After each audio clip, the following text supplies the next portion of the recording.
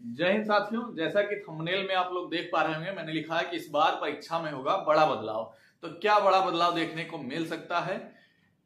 क्योंकि जो पहले एजेंसी पेपर कराई है और उसके कारण जो है पेपर लीक हुआ है। जांच कर रही है समिति जो गठित की गई थी, एडीजी अशोक कुमार उसके जो है अध्यक्ष बनाए गए थे, वो जांच कर रहे हैं। अगर उन्हें लगता है कि एजेंसी चेंज की जानी चाहिए तो वो परीक्षा एजेंसी भी चेंज कर देंगे, दूसरा कोई एजेंसी परीक्षा कराएगा। तो अगर कोई दूसरी एजेंसी परीक्षा कराती है तो आपके पेपर पैटर्न में भी बदलाव होगा, यानी पेपर का लेवल भी चेंज हो जाएगा। इस बार जो लेवल आया था वो इजी लेवल कह सकते हैं पेपर का था, दूसरी कोई एजेंसी आती है तो हो सकता है वो हार्ड लेवल पेपर करवा दे। लेकिन अगर यही एजेंसी रही तो पैटर्न तो सेम ही होगा पेपर का।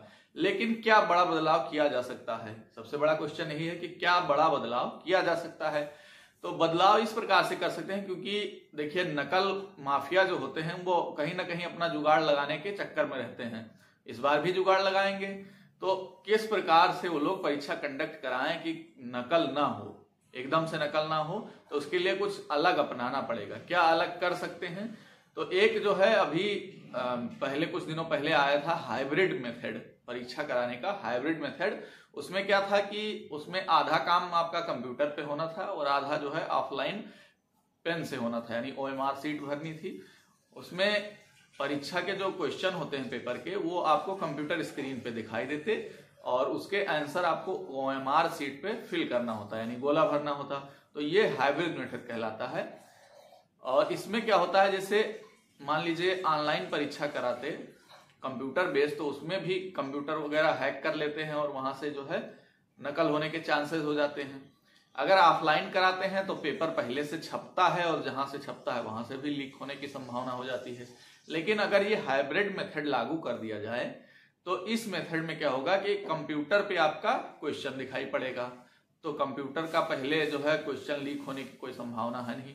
दूसरी बात, अटेम्प्ट करते टाइम आप कंप्यूटर भी हैंग नहीं कर पाएंगे, हैक करके कि कंप्यूटर हैक करके हम वहीं पे अटेम्प्ट कर दिए तो आप ओएमआर पे गोला भरेंगे। तो इससे जो है काफी बेनिफिट मिल सकता है। तो मेरे ख्याल से गवर्नमेंट कुछ इस बारे में सोचेगी कि इस मेथड से एग्जाम कराया जाए। लेकिन इसमें समस्या क्या थी, ये कराया जाता है इसी बार जो है इसको कंडक्ट कराया जाता है, लेकिन जनसंख्या ज्यादा थी, 50 लाख लोग जो है फॉर्म अप्लाई किए थे। और फिर इतने ज्यादा जनसंख्या में हर एग्जामिनेशन सेंटर पे कंप्यूटर तो है नहीं, क्योंकि लोकल एग्जामिनेशन सेंटर बनाए गए थे और कंप्यूटर वाले एग्जामिनेशन सेंटर काफी कम मात्रा में हैं। तो इस प्रकार से ये 50 लाख लोगों की परीक्षा कराने में काफी समय लग जाता है। काफी मानिए कम से कम ये मान के चलिए 10-15 दिन आपका एग्जाम चल सकता था, इतनी ज्यादा जनसंख्या थी। और क्योंकि ऑनलाइन सेंटर कम है तो इस वजह से गवर्नमेंट ने यह डिसीजन लिया कि ओएमआर बेस ही करा दिया जाए, नहीं तो इसको कंप्यूटर बेस ही कराया जाता है एग्जाम और ये हाइब्रिड मेथड अप्लाई किया जाता है। लेकिन अब संभावना हो सकती है, क्योंकि जांच समिति जो है अपना पूरा निष्कर्ष निकालेगी कि किस प्रकार से नकल को रोका जा सके। तो वो अपना पूरा दिमाग लगाएंगे कि किस प्रकार से हम अपना योजना बनाएं जिससे जो है नकल माफिया या जो इस प्रकार के सॉल्वर वगैरह हैं ये हावी ना हो पाए।